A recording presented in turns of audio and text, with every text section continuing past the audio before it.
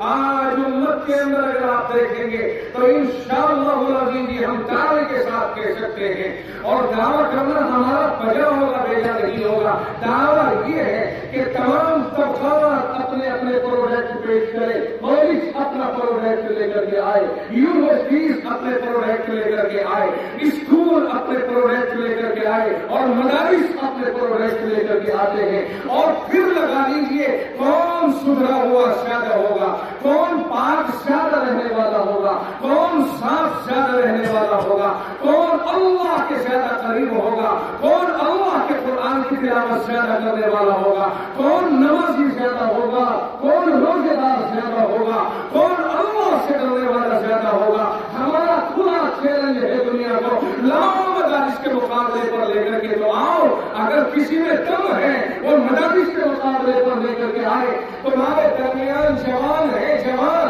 ہم بھی جوان پیش کرتے ہیں، تم بھی جوان پیش کر کے دکھاؤ، تم کالجوں کے جوان لے کر کے آؤ، ہم مدارس کے جوان تمہارے سامنے کھڑے کرتے ہیں، تم گاؤں کے جوان لے کر کے آؤ، ہم مکتب کے جوان تمہارے سامنے کھڑے کرتے ہیں۔ جناب محمد رسول اللہ صلی اللہ علیہ وسلم نے فرمایا 7 قسم کے لوگ اللہ کے عرش کے سائے تلے ہوں گے اس دن جس دن کوئی سایہ نہیں ہوگا۔ ان میں ایک کے بارے میں فرمایا وَشَابٌ نَشَأَ فِي عِبَادَةِ رَبِّهِ، فرمایا وہ جوان ہوگا جو اپنے رب کی عبادت میں پروان چڑھا ہو، جس نے بچپن سے اپنے آپ کو بڑھایا، پالا، پرورش ہو گئی اس کی، آگے بڑھتے بڑھتے 10 سال 11 12 13 14 اور 15 سال کی تحریر پر قدم رکھتا ہے، 16 17 کو پار کر کے جاتا ہے، ابھی نابالغ تھا، ابھی جوانی کی دہلیز کے اوپر قدم رکھا ہے۔ میرے مصطفیٰ نے فرمایا وہ نوجوان جو اللہ کی عبادت میں پل بڑھ کر کے جوانی اس کی تیار ہوئی ہو،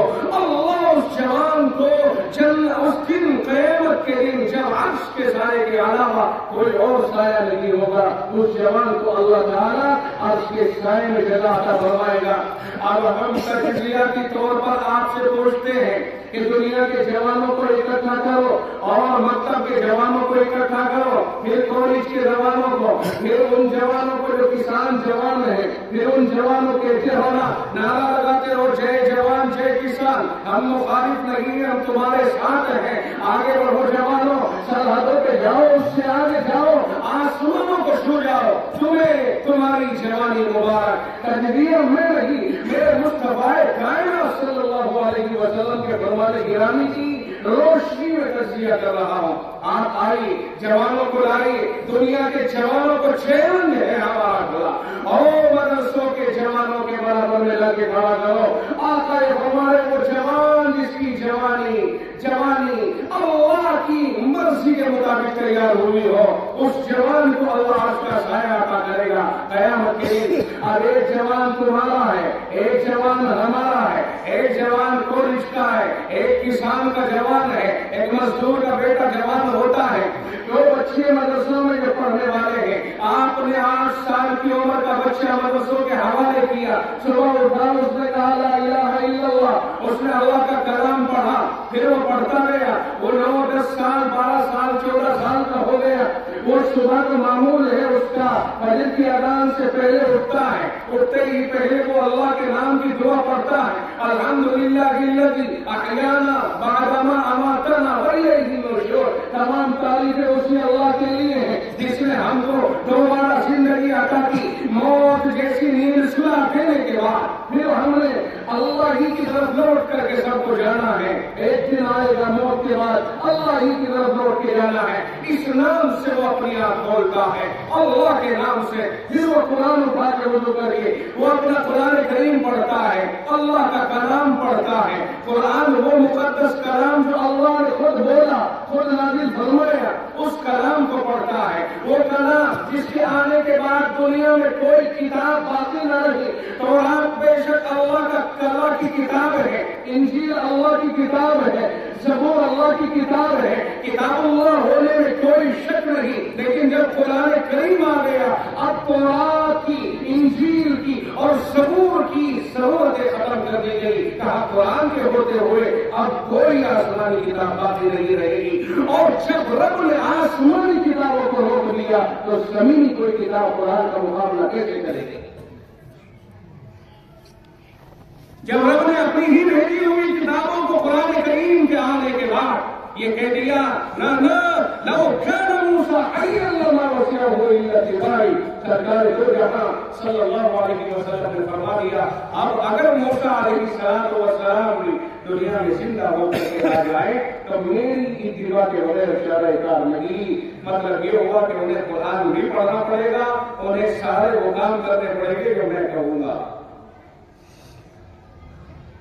دنیا کے جوان اکٹھے کرو اور دیکھو ان کی جوانی کیسے تیار ہوئی اور مکہ کے جوانوں کی جوانی کی طرح تیار ہوئی. اس نے قرآن کریم پڑھ کر کے اپنی جوانی کو سیٹ کیا. وہ قرآن پڑھتا ہے, صبح سبق سناتا ہے, فجر سے پہلے فجر کی نماز پڑھتا ہے, پھر قرآن پڑھنے کے لیے بیٹھ جاتا ہے, پھر اس کے بعد ناشتہ کر کے پھر قرآن کریم پڑھنے کے لیے بیٹھ جاتا ہے, پھر استاد کو سبق پارا سنائے, پھر کچھ لکھنا سیکھے, پھر کچھ نماز سیکھے, پھر کچھ کلمے سیکھے, پھر اس طرح دوپہر ہو گئی, کھانا کھایا, چند منٹ آرام کیا, پھر قرآن کریم لے کر کے روز سے پہلے بیٹھا, شام کے لیے پارا تیار کیا, پھر ظہر کے بعد بیٹھ کر کے اس کو سنایا, عصر سے مغرب تک کھیل کود کیا, کھانا کھایا, مغرب سے عشاء کے لیے پھر بیٹھا قرآن کریم لے کے, عشاء پڑھی تو پھر قرآن کریم لے کے عشاء کے بعد بیٹھ گیا. ارے اٹھا تو قرآن پڑھتا ہوا اور سویا تو قرآن کریم پڑھ کر کے سویا. ایک جوان یہ ہے جو عبادت میں تیار ہو رہا ہے, قرآن پڑھتا پڑھتا تیار ہو رہا ہے, مولوی بنتا بنتا تیار ہو رہا ہے, عالم بنتے بنتے. ابو سعید خدری رضی اللہ تعالیٰ عنہ کہتے ہیں آقا نے ارشاد فرمایا, ابو ذر رضی اللہ تعالیٰ حضرت ابو ذر کہتے ہیں آقا نے فرمایا یا ابا ذر لن تغدو فتعلم آیة من کتاب اللہ خیر من ان تصلی 100 رکعت. فرمایا ابو ذر اگر تو صبح کس طرح کرے کہ قرآن کریم کی ایک آیت سیکھ لے, فرمایا یہ بہتر ہے 100 رکعت نفل پڑھنے سے. اور بھائی 100 رکعت نفل پڑھنے والا کہاں سے کہاں پہنچ سکتا ہے, مگر قرآن کریم کی ایک آیت. اس نے کہا قل هو اللہ احد. فرمایا میرے آقا نے یہ آیت کریمہ, ایک آیت کریمہ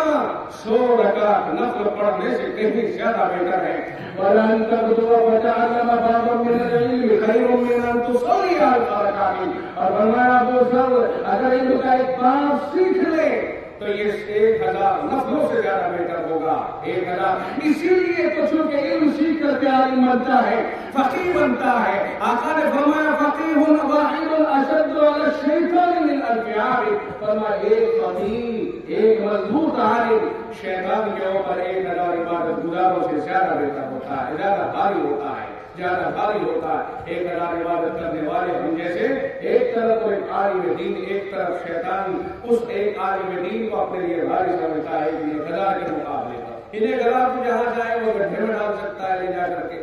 انہیں کیا پتا علم کیا چیز ہوتی ہے,